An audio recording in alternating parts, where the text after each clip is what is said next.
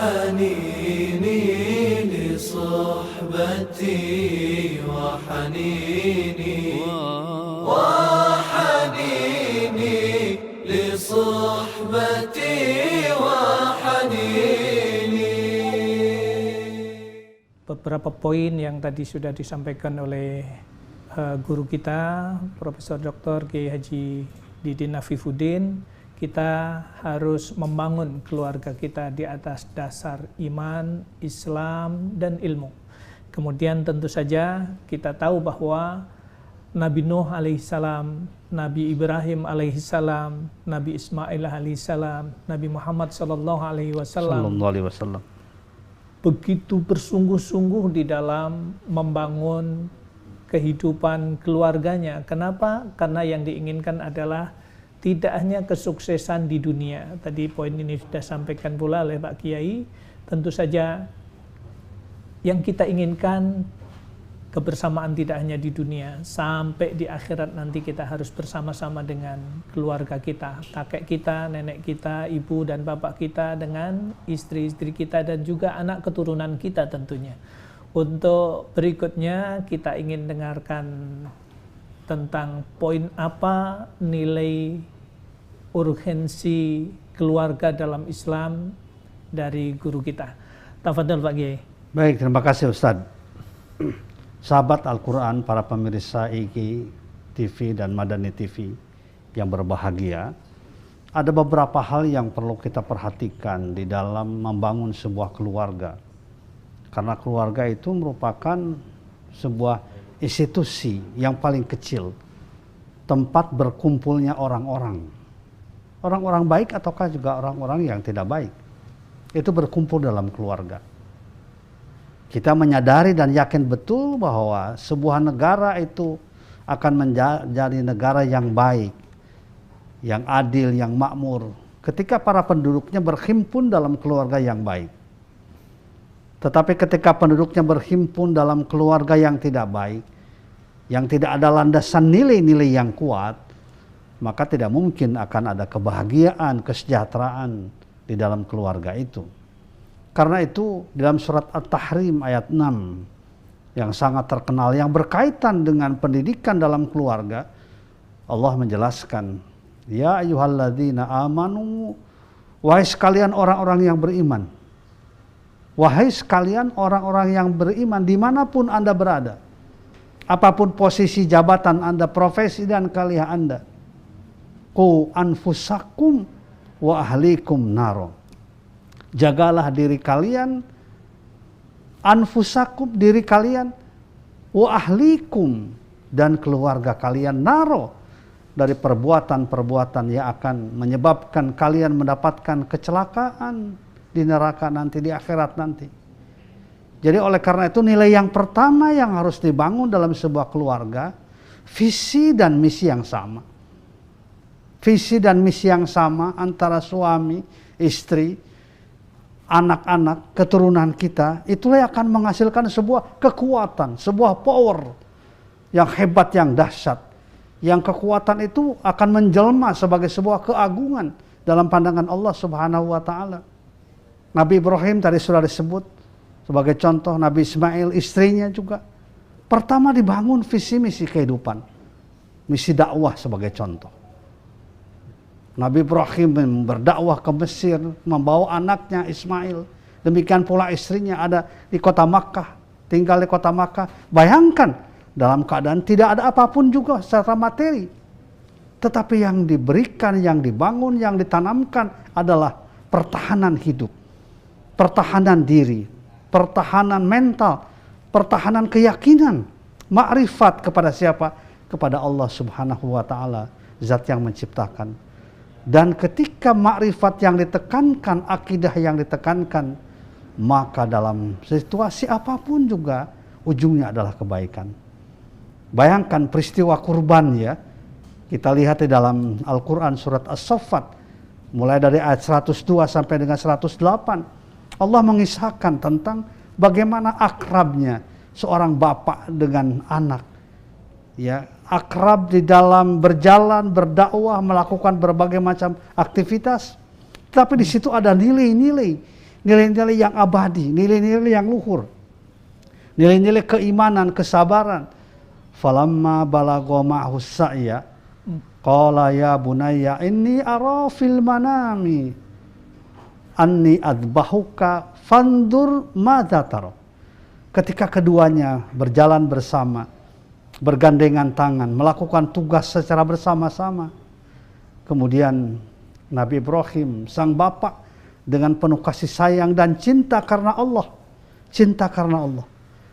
menyatakan kepada putranya Ismail, ya bunayya, wahai anakku, ya, bahwa aku bermimpi tadi malam, anni adbahuka, aku menyembelih engkau, fandur madza tara, ya, perhatikan oleh engkau bagaimana pendapat engkau. Nabi Ibrahim adalah, dia yakin ini bukan sembarang mimpi, wahyu, tapi wahyu karena mimpi para nabi itu wahyu dari Allah Subhanahu wa Ta'ala, wahyu yang benar. Tapi ketika implementasinya karena ada dasar kasih sayang, karena keimanan kepada Allah, sambil dakwah, sambil mengajak bahwa ini perintah Allah. Pantur, meskipun pantur madza tara, itu hanya sekedar untuk mendapatkan bagaimana pemikirannya. Ternyata ya abatif al-matu Umar satajiduni insyaallahu minas sabirin. Wahai bapakku, if'al ma tu'mar, kerjakan apa yang telah diperintahkan. Satajiduni, engkau akan menemukan aku insyaallah minas sabirin, termasuk orang-orang yang sabar.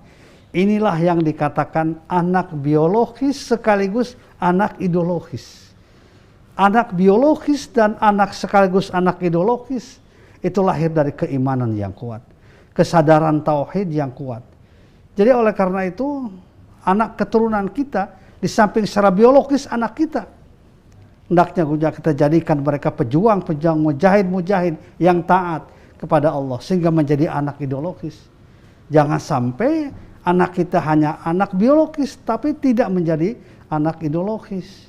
Kita mengharapkan ke depan pada generasi mendatang, anak-anak kita, maupun juga apakah anak biologis ataupun bukan, kita harapkan mereka akan menjadi mujahid yang kuat di dalam beragama, yang akhlaknya terpuji, yang jujur, yang siap melaksanakan perintah Allah Subhanahu wa Ta'ala. Yang menarik adalah di sini ada nilai, yaitu nilai kesabaran, ya, ditanamkan oleh Nabi Ibrahim kepada Nabi Ismail.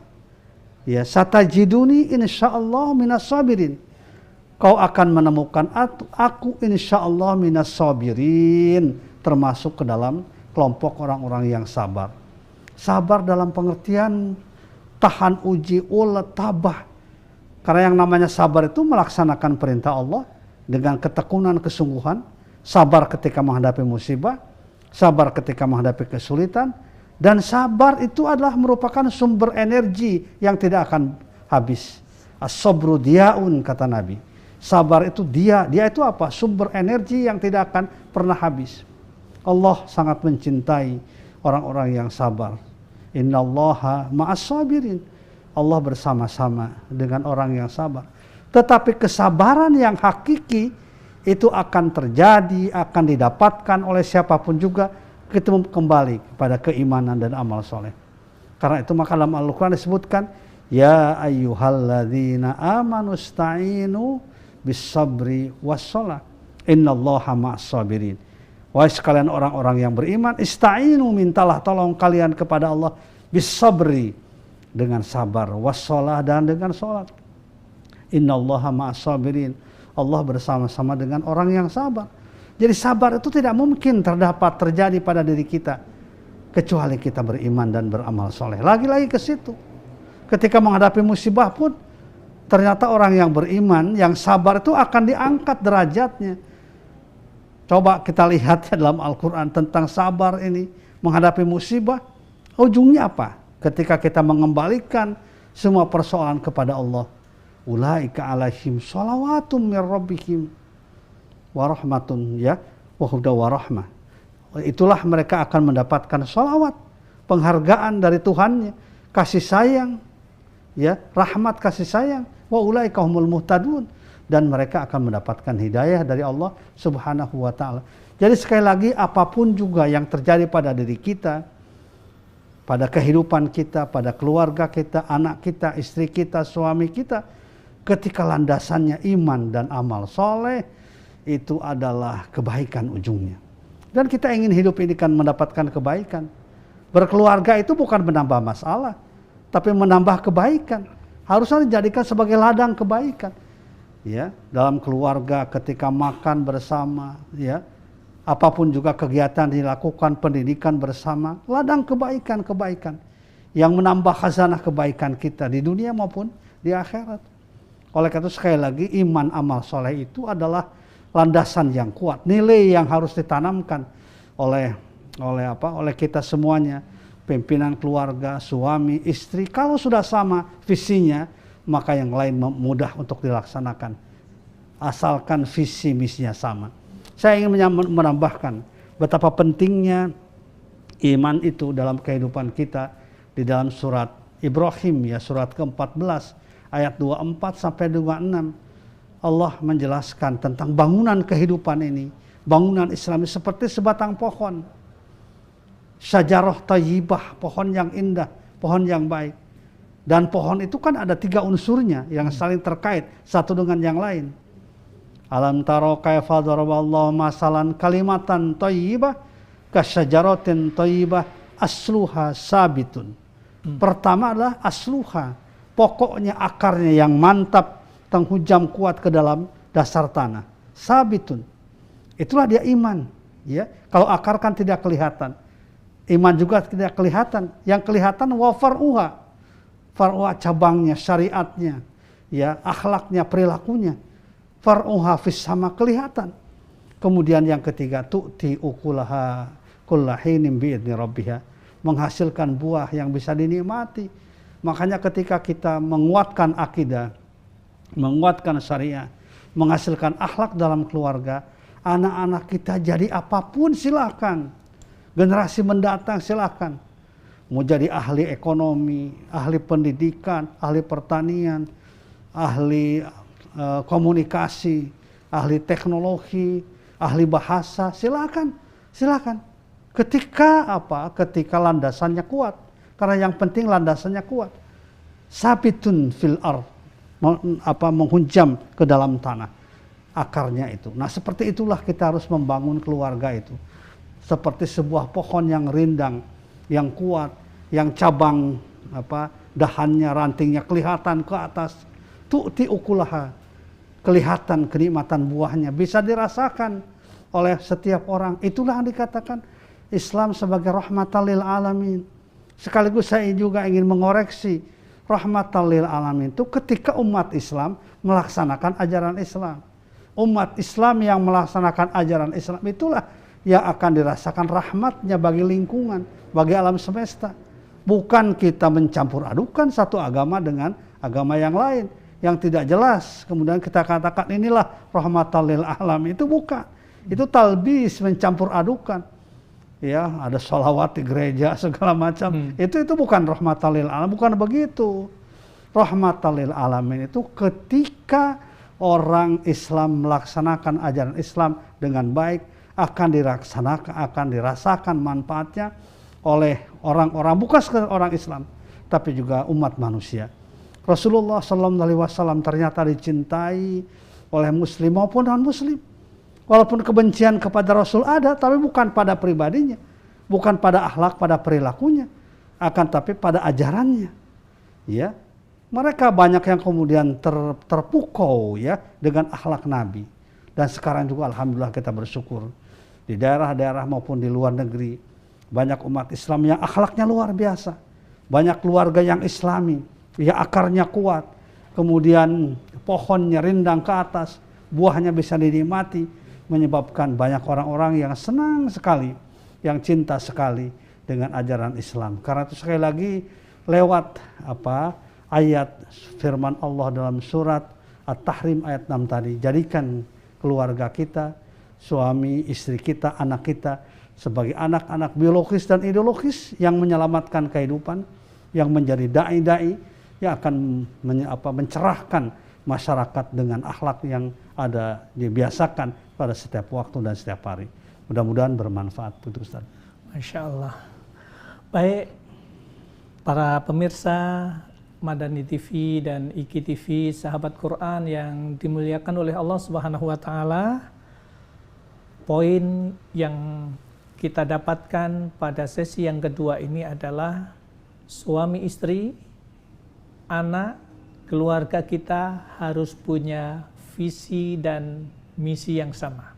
Orientasi kita semuanya adalah kita bersama-sama di dunia, di akhirat nanti juga harus masuk surga bersama-sama. Gimana caranya? Poinnya tadi secara umum sudah tersampaikan, harus keimanan kepada Allah harus ada pada diri kita dan keluarga kita. Kemudian kesabaran juga harus ada pada diri keluarga kita. Dan semua yang tumbuh dari iman yang kuat itu akan melahirkan sikap, ucapan, perbuatan, kebijakan yang membuat sejuk, yang membuat nikmat bagi semua lingkungan kehidupan kita. Itu poin dalam sesi yang kedua yang beliau sampaikan. Kita akan lanjutkan yang sesi yang ketiga sesudah yang satu ini. وحنيني لصحبتي وحنيني